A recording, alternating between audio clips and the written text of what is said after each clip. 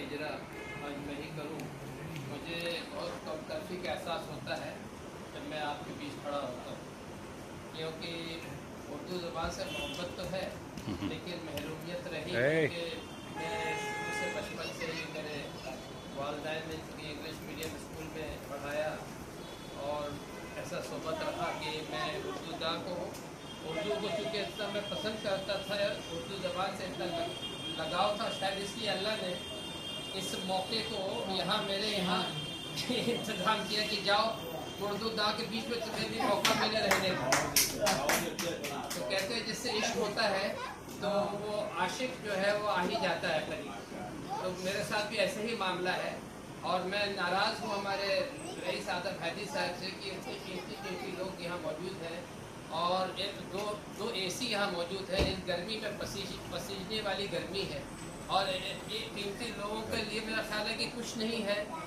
अगर 500,000 रुपया bill extra आएगा तो क्या है, लेकिन कम से कम इन लोग के लिए इस काबिल है ये लोग कि इनको एसी में इनको रखा जाए कि बैठने आप फौरन इसको दरवाज़ा को बंद कीजिए, एसी को चलाइए। और बहुत मुझे शर्मिंदा हूँ, मैं बहुत शर्मिंदा हूँ कि ये रहते हुए सहूलत रईस आज़म साहब आप लोगों को पसीजने वाली गर्मी में बैठा कर रखा है। हम लोग असल में आदी हो गए हैं ना इस तरह से।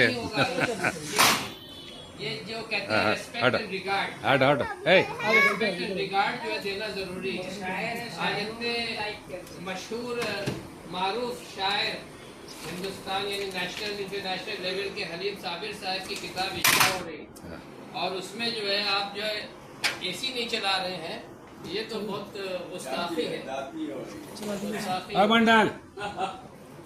तो वहाँ दबाइए ना उसको, रिमोट रखा हुआ है वहाँ पर, स्विच है, दबाइए उसको, एसी चालू करो, स्टार्ट कीजिए। मुझे बाद में एहसास हुआ ये क्या हो रहा है भाई। एसी चालू मंडल, अरे एसी तो चालू करो। सही वक्त पे एसी चालू, एसी वाली आ भी गई हैं।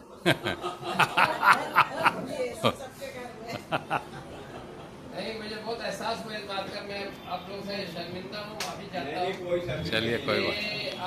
अरे आपका जो ताबुन है वो हम लोग के लिए सर आंखों पर क्या बात। लोग हैं, लगीने हैं मुआशरे के, उर्दू ज़बान को जिंदा रखा आप लोगों ने और बहुत सही फरमाया हमारे साहब ने कि नहीं, हमारे साहब ने कि इसका कवरेज जो है या मीडिया के शकील भाई भी मौजूद है, कवरेज ऐसा होना चाहिए जो लोग मैंने रोजाना जो इकबाल लेते हैं वो सोचते हैं कि उर्दू ज़बान के जो है प्रोग्राम यानी कि फरोख के लिए क्या क्या एक्टिविटी हो रही है शहर में या मुल्क में, लोग बहुत दिलचस्पी से पढ़ते थे।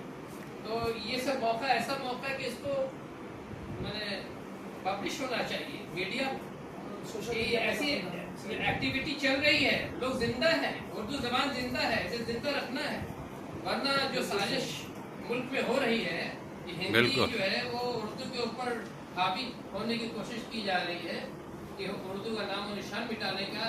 आप लोग समझिए कि ऐसे कीमती नगीने हैं कि आप लोग की वजह से ये ज़बान जिंदा आज है और हमारी आने वाली नस्लों, हमारे बच्चों तक ये ज़बान जो पहुँचेगी अगर, तो ये आप लोगों की कुर्बानियों की वजह से पहुँचेगी। तो मैंने ये बात पहले भी कहा था कि आज भी मैं बहुत पहले से यानी 2500 साल से मुझे याद है कि मेरे घर में इक़बाल मशरिक़ और टाइम्स ऑफ इंडिया, पहले टेलीग्राफ स्टेटमेंट भी आता था, अब Iqbal Mashriq Times of India daily सवेरे हम पहले मेरा काम है कि वो इक़बाल मशरिक़ पढ़ते हैं, मेरे बच्चे देखते हैं, उन लोग भी देखते हैं, गौर करते हैं कि मेरे वालिद जो है पहले इक़बाल मशरिक़ उर्दू पढ़ते हैं उसके बाद इंग्लिश पढ़ते हैं। तो उनको भी हमने ये आदत लगा रहे हैं कि भाई तुम पहले मादरी ज़बान पढ़ो, हेडलाइंस पढ़ो कम से कम और उसके बाद इंग्लिश बात पढ़ो, क्योंकि ये तुम्हारी मादरी ज़बान है। हम सब की ज़रूरत है, मैं एक एग्जाम्पल पेश कर रहा हूँ कि हम हर घर में इसकी ज़रूरत है कि वालिदैन जो है इस बात का ख्याल रखें कि उर्दू अखबार लें घर पर, तभी हमारी जो यंग जनरेशन है, आने वाली नस्ल का जो है ताल्लुक रहेगा उर्दू से, वरना जो वक्त आ गया है ये उर्दू ज़बान का अल्लाह ही हिफाजत करे। तो ये मेरा कहना है कि माँ की ममता के ऊपर बैठकर बहुत अच्छा लगा कि माँ की ममता की एक मिसाल दे रहा हूँ मैं, अपना मिसाल कि मेरी माँ तो गुजर गई बहुत पहले, मेरी हकीकी माँ। तो मेरी माँ जो थी, मेरी फूफी, उन्होंने हमको पूसा पाला, वही मेरी माँ। जब तक वो हयात से थी, मेरे बड़े भाई, मेरी बहनें सब अमेरिका, कहाँ यूरोप, सब जगह गए। मैं यहाँ से जा नहीं पाया, जबकि मेरा पासपोर्ट सब कुछ था। माँ बोलती थी नहीं बेटा तुम नहीं जा सकते हमको छोड़ के। तो हमने कुर्बान कर दिया, कुर्बानी दे दी। हमने कहा कि तरस गए, लोग बोलते रह गए तुम कैसे आदमी, सारे लोग आ रहे हैं, तुम सब कोई आ रहा है, भाई तुम क्यों नहीं आते? हमने कि नहीं, जब तक ये मेरी माँ जिंदा है, वो नहीं चाहती है, तो हम नहीं जाएंगे। हमने इतने कुर्बानी दिया। और आज मेरा मल्टीपल वीजा लगा है अमेरिका का जाने के लिए, तो एहसास हो रहा है जैसे कि हम अब यतीम हो चुके हैं। अब मेरा कोई सरपरस्त नहीं रहा कि हम अब अमेरिका जा रहे हैं, जबकि हम कभी नहीं गए थे अपनी माँ की वजह से।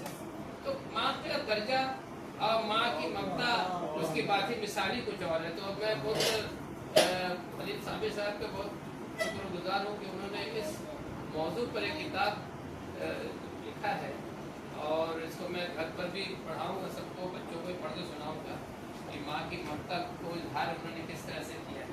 तो बहुत ज़्यादा वक्त ले लिया मैंने, आप लोग का शुक्रिया है कि इस मौके से आना हुआ।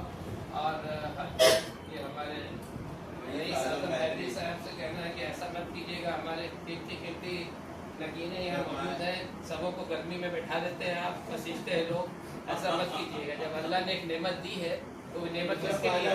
ये नेमत इन लोगों के लिए। चलिए इंशाअल्लाह बहुत शुक्रिया। इसलिए महरूम न रखें भाई किसी को। और इसके साथ मैं आपको से इजाज़त इसलिए चाहता हूँ कि घर पर कुछ कमिटमेंट है। शुक्रिया।